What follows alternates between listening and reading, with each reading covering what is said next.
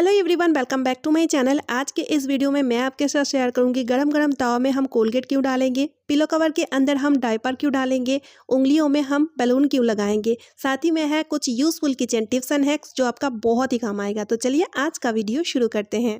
So friends, आज का पहला टिप बहुत ही ज़्यादा यूज़फुल रहेगा, क्योंकि हम जब इस तरह का शू वेयर करते हैं, कई बार तो शू नया होने की वजह से इस तरह का प्रॉब्लम होता है। तो प्रॉब्लम क्या होता है, देखिए शू को जब हम वेयर करते हैं तो आगे वाली जो उंगली होती है ना, जो आगे वाली नेल से वो आगे से ना शू में इस तरह से रगड़ खाता है।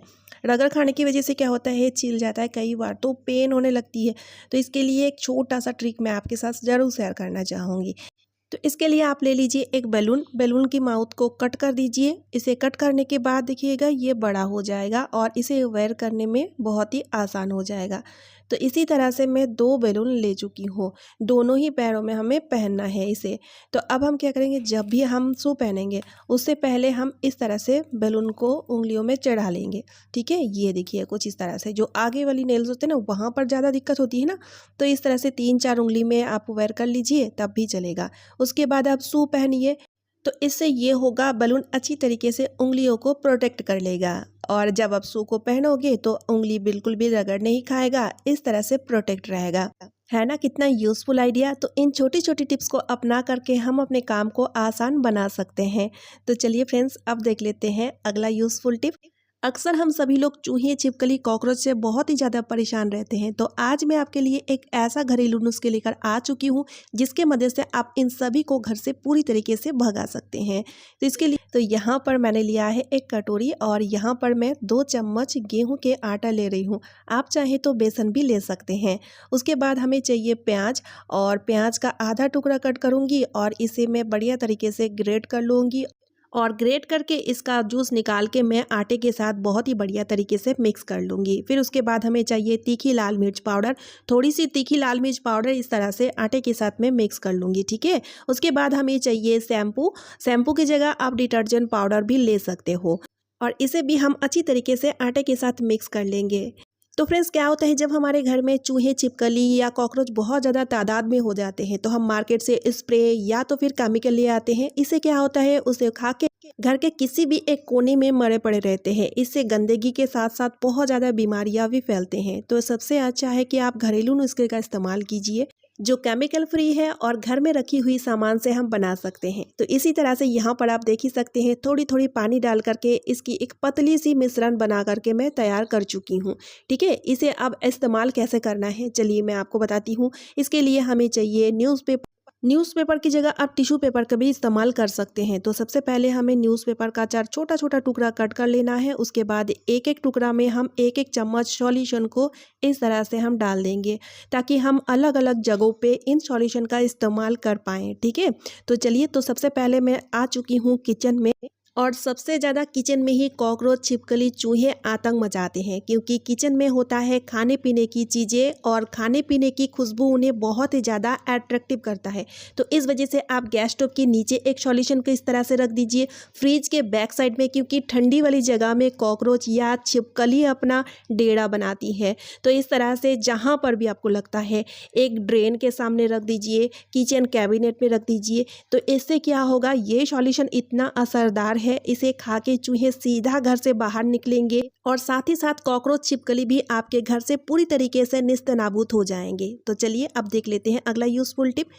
अक्सर कई बार क्या होता है, रोटियां बनाने के बाद कुछ आटा कुछ इस तरह से बच जाते हैं, या तो फिर कई बार हम रात में आटा लगा के पहले से ही रख देते हैं ताकि सुबह में नाश्ता बनाते टाइम जल्दबाजी ना हो।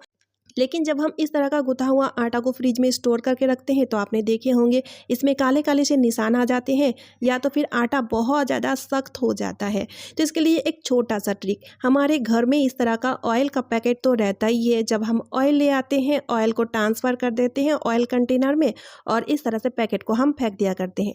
तो अगली बार से इन पैकेट को आप बिल्कुल भी ना फेंकें, इसका जो माउथ है इसे पूरी तरीके से कट कर लीजिए। उसके बाद जब भी आपको आटा को स्टोर करके रखना हो ना, तो इसके अंदर डाल के स्टोर करके रखें। इससे क्या होगा, इसमें काफ़ी सारी ऑयल रहता है जिस वजह से आटा मुलायम बना रहेगा और आटे में काला काला निशान भी नहीं आएगा। है ना कितना यूजफुल आइडिया। चलिए अब देख लेते हैं अगला टिप। तो यहाँ पर हमें लेना है एक लोहे की तवा जैसे ही हल्का गर्म हो जाए उसके बाद मलाई वाला आधा कप दूध इसमें डाल दीजिए। ठीक है, अब हमें दूध को हल्का सा गर्म कर लेना है। तो यहाँ पर जैसे कि आप देख ही सकते हैं, जब इस तरह से बबल आना शुरू हो जाए ना, उसके बाद ना 1 चम्मच कोलगेट इसमें डाल दीजिएगा। और यहाँ पर हमें सिर्फ कोलगेट वाइट पेस्ट ही चाहिए। उसके बाद चम्मच की मदद से अच्छे से मिक्स कर लीजिए और फ्लेम को एकदम से लो करके हल्के से पकाते हुए इस तरह से चला लीजिए। इसे बहुत ज़्यादा नहीं पकाना है या फिर बहुत ज़्यादा फ्लेम हाई नहीं रखना है, नहीं तो जल जाएगा। इसे तब तक पकाना है जब तक ये आधा ना हो जाए। तो ये आधा यानी कि गाढ़ा हो चुका है। अब दूसरा बाउल में हमें ट्रांसफ़र कर लेना है और इसके साथ हमें और भी काफ़ी सारी चीज़ें ऐड करना है। जैसे कि सबसे पहले हम 1 चम्मच बेसन डाल देंगे। बेसन की जगह आप गेहूं के आटा भी ले सकते हैं। बेसन को डालने के बाद अच्छे से मिक्स कर देंगे। तो ये हल्के से अभी गर्म है तो अच्छे से मिक्स हो जाएगा, थोड़ा सा भी लम्स नहीं रहेगा। और फिर उसके बाद इसके साथ हम मिक्स करेंगे आधा चम्मच नींबू का जूस। अगर आपको नींबू से एलर्जी है तो आप नींबू को स्किप करके आलू का जूस मिक्स कर दीजिएगा। ठीक है, और फिर उसके बाद इसके साथ हम मिक्स करेंगे 1 चम्मच हनी। और हनी को डालने के बाद इसे भी अच्छी तरीके से फेंट के अच्छे से मिक्स करके ये रेमेडी तैयार कर लेंगे। गर्दन की कालापन हो या खूनी के कालापन हो, जो बहुत ज़्यादा जिद्दी होता है, काफ़ी सारे सॉल्यूशन इस्तेमाल कर लेते हैं, उसके बावजूद भी इस कालापन को हम नहीं हटा पाते हैं। कई बार तो हम इसके लिए महंगे महंगे क्रीम भी यूज़ कर लेते हैं, तब भी इसका कालापन अच्छी तरीके से रिमूव नहीं हो पाता है। लेकिन आप एक बार इस तरह से इस रेमेडी को ट्राई करके देखिएगा। इसमें हम नींबू या आलू का इस्तेमाल करते हैं, जो नेचुरल ब्लीच होता है। और साथ ही में तवे पर कोलगेट और दूध का मिक्सचर बहुत ही बढ़िया यूज़फुल होता है इस कालापन को दूर करने में। इसे आप पहले लगा दीजिए, उसके बाद हल्के से रब कर लीजिए और सूखने के लिए छोड़ दीजिए। उसके बाद ठंडे पानी से धो लीजिए और सिर्फ गर्दन या कोहनी ही नहीं, आप चाहें तो हाथों में भी लगा सकते हैं। क्योंकि क्या होता है, हर उंगलियों में जो एक जॉइंट पार्ट होता है वहाँ पर ना कई बार क्या होता है, काला काला निशान आ जाता है। तो इस रेमेडी का इस्तेमाल करके आप उस कालापन को भी बहुत ही बढ़िया तरीके से क्लीन कर सकते हैं। ठीक है, और 2 से 3 दफ़ा यूज़ में ही आपको बहुत ही अच्छा रिजल्ट दिखना शुरू हो जाएगा। लगातार इसे 1 हफ्ता कंटिन्यू लगाना है, फिर आप देखेंगे आपको बहुत ही अच्छा रिजल्ट मिलेगा। और आप चाहें तो इस रेमेडी को ज़्यादा क्वांटिटी में बना के फ्रिज में स्टोर करके रख सकते हैं और डेली इसका यूज़ ले सकते हैं। और मेरी अगली टिप है पिलो को लेकर के, बहुत ही यूज़फुल ट्रिक है। क्योंकि जब भी हम हेयर में ऑयलिंग करते हैं तो बहुत ज़्यादा ऑयल लगा हुआ होता है और रात में सोते टाइम सारा का सारा ऑयल पिलो में लग जाता है। और यहाँ पर दिक्कत ये होती है कि पिलो को हम धो नहीं सकते हैं, जिस कारण ऑयल का दाग, ऑयल का बैड स्मेल पिलो में रह जाता है, भले हम पिलो कवर को धो लेते हैं। तो इसके लिए अगर एक छोटा सा ट्रिक अगर आप फॉलो करेंगे तो इस तरह का नौबत बिल्कुल भी नहीं होगी। तो चलिए देख लेते हैं। तो इसके लिए हमें लेना है एक डायपर, छोटा, मीडियम, बड़ा, जो भी साइज का डायपर है आप ले सकते हैं। एक डायपर काफ़ी रहेगा इसके लिए। तो सबसे पहले हमें इस तरह से पिलो कवर को उल्टा कर लेना है और डायपर के दोनों साइड को हमें काट लेना है। काट के खींच के थोड़ा सा बड़ा कर लेंगे और इस डायपर को हम चिपकाएंगे इस पिलो कवर में। ठीक है, इसलिए पिलो कवर को उल्टा करके ही हमें चिपकाना है। और इसे चिपकाने के लिए हम यहाँ पर डबल टेप का इस्तेमाल कर रहे हैं। बीच में और दोनों साइड में 3 डबल टेप हम इस तरह से चिपका देंगे और बढ़िया तरीके से अच्छे से पिलो कवर में हम सेट कर देंगे। आप चाहे तो सिल के भी कर सकते हैं। जैसे कि पिलो कवर को कभी कभी हमें धोना भी होता है, तो इसलिए यहाँ पर हम डबल टेप का इस्तेमाल किए हैं। अब बढ़िया तरीके से पिलो में पिलो कवर को चढ़ा लीजिए और बढ़िया तरीके से इसे यूज़ कर लीजिए। तो इससे ये होगा, जिस दिन हम हेयर में ऑयलिंग करेंगे, रात में सोते टाइम जब हम पिलो का इस्तेमाल करेंगे तो पिलो में बिल्कुल भी ऑयल डायरेक्ट नहीं लग पाएगा। क्योंकि यहाँ पर देखिए सेंटर में यानी कि बीच में मैंने डायपर को चिपकाया हुआ है, जिस कारण जो भी एक्स्ट्रा ऑयल निकलेगा ना उसे डायपर बहुत ही बढ़िया तरीके से सोक करते रहेगा। इसलिए हमारा पिलो बिल्कुल भी ख़राब नहीं होगा।